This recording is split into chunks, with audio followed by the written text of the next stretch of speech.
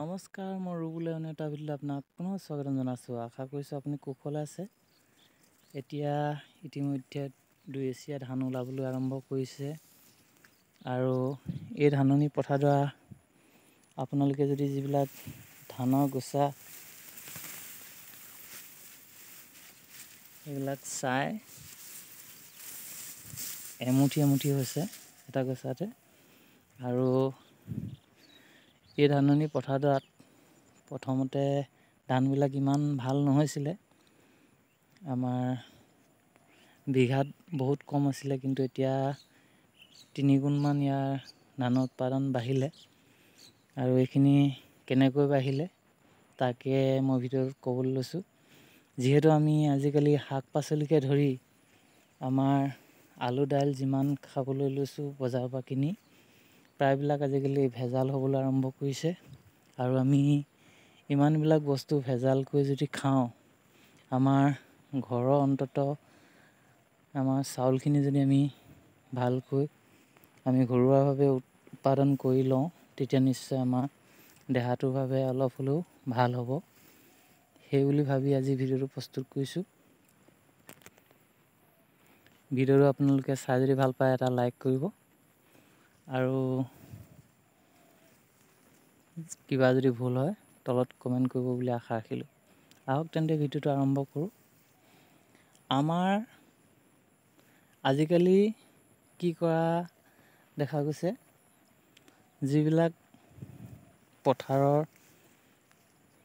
ধান সেইবিলাকত যদি এনেকৈ চাৰিওফালে আলি দিব পৰা হয়, তেতিয়াহ'লে সকলোৱে ৰাসায়নিক সাৰ প্ৰয়োগ কৰা দেখা গৈছে।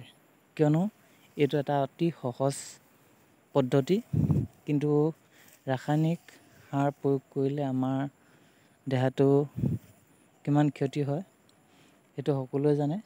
আমি কম পৰিমাণে ব্যৱহাৰ কৰাটো বা যিমানখিনি প্ৰয়োজন সিমানখিনি ব্যৱহাৰ কৰাটো আমাৰ স্বাস্থ্যৰ কাৰণে ভাল হ'ব পাৰে।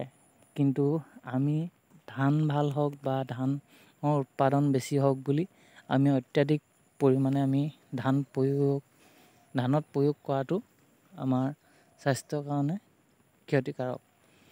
যিহেতু আমি সকলোৱে কিবা প্ৰশিক্ষণ লৈ পিনি পথাৰত আমাৰ যিখিনি ৰাসায়নিক সাৰ প্ৰয়োগ নকৰোঁ, বা সেইবিলাক সকলোৱে প্ৰশিক্ষণ লৈ তাত প্ৰয়োগ কৰা দেখা নাযায়। সেইকাৰণে ই আমাৰ স্বাস্থ্যৰ কাৰণে বহুত ক্ষতিকাৰক। কিয় কৈছোঁ ক্ষতিকাৰক বুলি? এইখিনি ৰাসায়নিক সাৰ দিয়া আপোনালোকে চাউলৰ ভাত সিজাই দিনত ৰাখিব, আৰু এইখিনি ঘৰুৱাভাৱে ঘৰুৱা যিবিলাক গোবৰ সাৰ বা কেঁচুসাৰ বা ঘৰুৱাভাৱে যিবিলাক পচন সাৰ প্ৰয়োগ কৰে, সেইখিনি মাটিৰ যিখিনি চাউল সেইখিনি সিজাই যদি আপুনি ৰাখে, তেতিয়াহ'লে দিনটোত প্ৰমাণ পাব যে যিখিনি ৰাসায়নিক সাৰ দিয়া চাউলৰ ভাত সেইখিনি সোনকালে ভেৰভেৰীয়া হৈ যাব, আৰু যিখিনি ঘৰুৱাভাৱে গোবৰ হওক বা পচন সাৰ দি খেতি কৰে, সেইখিনি যিখিনি চাউলৰ ভাত সেইখিনি দিনটোত হ'লেও সেইখিনি কিবা ভুৰভুৰীয়া উঠি বেয়া হৈ নাযায়। যদি 5-4 ঘণ্টাৰ পিছতে সেই ভাতখিনি যদি ভুৰভুৰীয়া উঠি বেয়া হৈ যাব পাৰে, তেতিয়াহ'লে আমাৰ স্বাস্থ্যৰ ভিতৰত নিশ্চয় কিবা এটা ক্ষতি হোৱাটো একো ডাঙৰ কথা নহয়।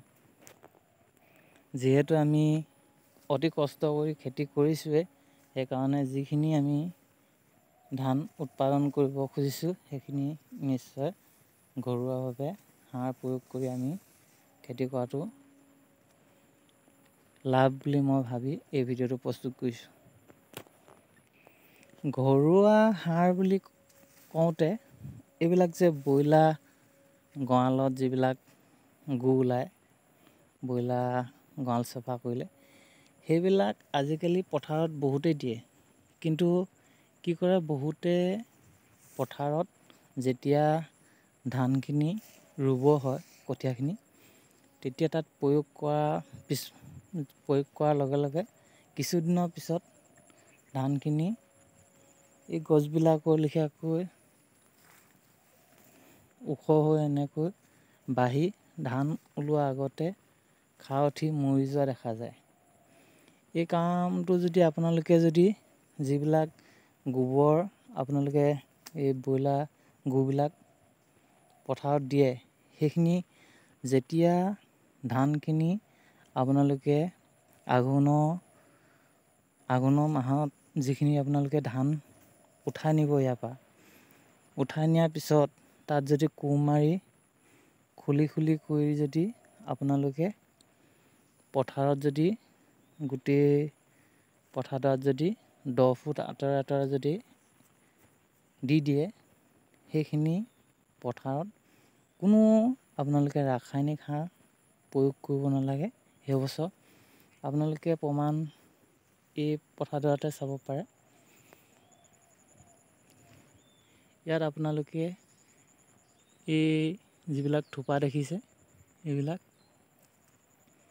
এইখন পথাৰত মই এই যিখিনি ধান খেতি শেষ হয় তাৰ পিছতে ইয়াত মই ৰঙালাও খেতি কৰোঁ।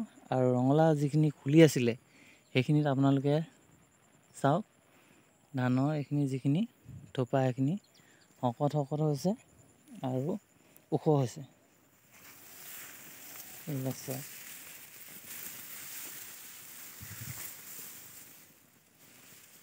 এমুঠি হৈছে এটা গোছা।